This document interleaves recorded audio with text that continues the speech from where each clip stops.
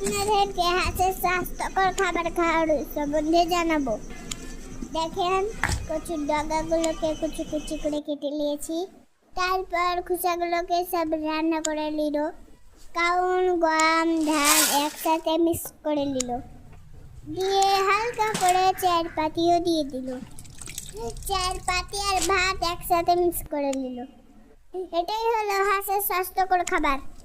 আমাদের ভিডিওটা বড় হয়েছে বলে স্কিপ করবেন না, পুরোটাই দেখবেন।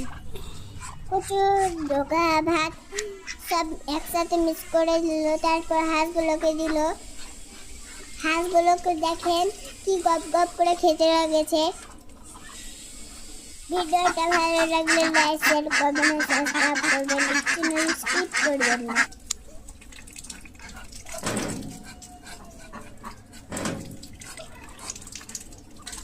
প্লিজ পাশে থাকা বেল বাটনটা অন করবেন।